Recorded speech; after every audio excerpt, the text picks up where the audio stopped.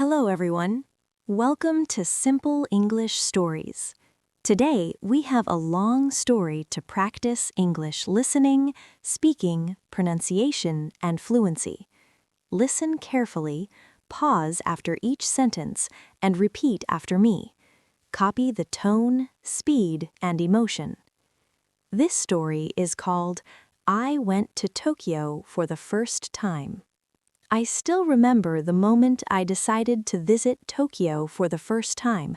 It was not a sudden decision. The idea had been growing in my mind for many years. Tokyo always felt like a place from the future, mixed with deep tradition and culture. I saw images of bright neon lights, quiet temples, fast trains, polite people, and beautiful streets. Every time I watched a video or read a story about Tokyo, my curiosity became stronger. One day, I finally said to myself, "This is the time."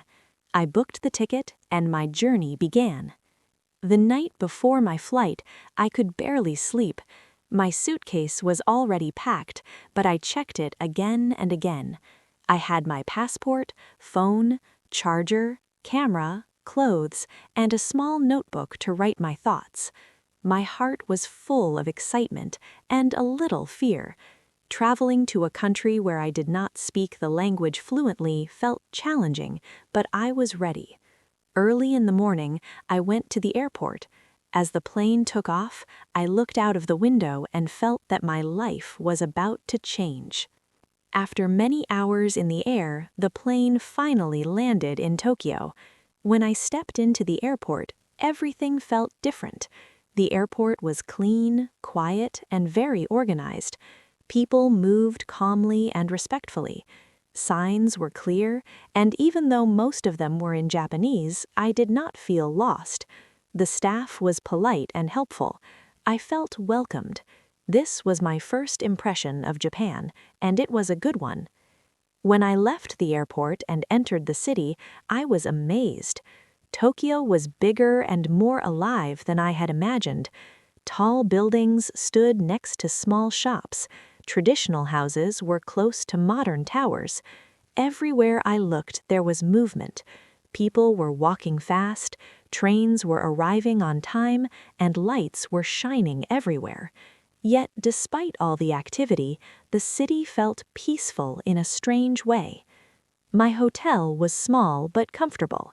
After leaving my luggage, I decided to explore. Hello, everyone. Welcome to Simple English Stories. Today, we have a long story to practice English listening, speaking, pronunciation, and fluency. Listen carefully, pause after each sentence, and repeat after me. Copy the tone, speed, and emotion. This story is called I Went to Tokyo for the First Time.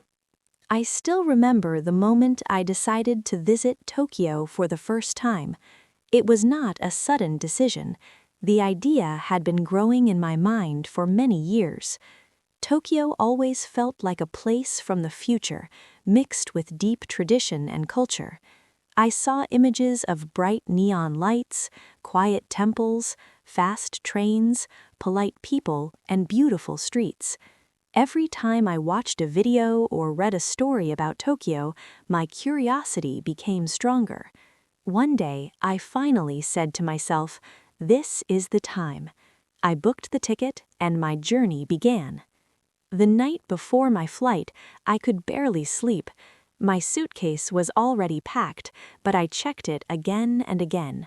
I had my passport, phone, charger, camera, clothes, and a small notebook to write my thoughts. My heart was full of excitement and a little fear. Traveling to a country where I did not speak the language fluently felt challenging, but I was ready. Early in the morning, I went to the airport. As the plane took off, I looked out of the window and felt that my life was about to change. After many hours in the air, the plane finally landed in Tokyo. When I stepped into the airport, everything felt different. The airport was clean, quiet, and very organized. People moved calmly and respectfully. Signs were clear, and even though most of them were in Japanese, I did not feel lost. The staff was polite and helpful. I felt welcomed. This was my first impression of Japan, and it was a good one.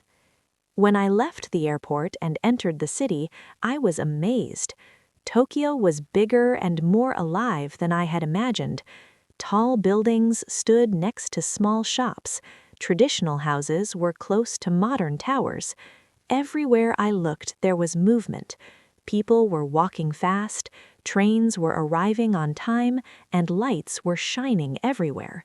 Yet, despite all the activity, the city felt peaceful in a strange way. My hotel was small but comfortable. After leaving my luggage, I decided to explore the city immediately. I walked through the streets, observing everything carefully. I saw vending machines on almost every corner, selling drinks and snacks. I saw people wearing business suits, students in uniforms, and tourists like me, all sharing the same streets. I felt like I was inside a movie. One of the first places I visited was Shibuya. When I reached the famous crossing, I stopped and watched. Hundreds of people crossed the street from all directions at the same time. It looked chaotic, but it worked perfectly. I crossed the street with them and felt a rush of energy. I smiled and thought, this is Tokyo. Later, I visited a quiet temple.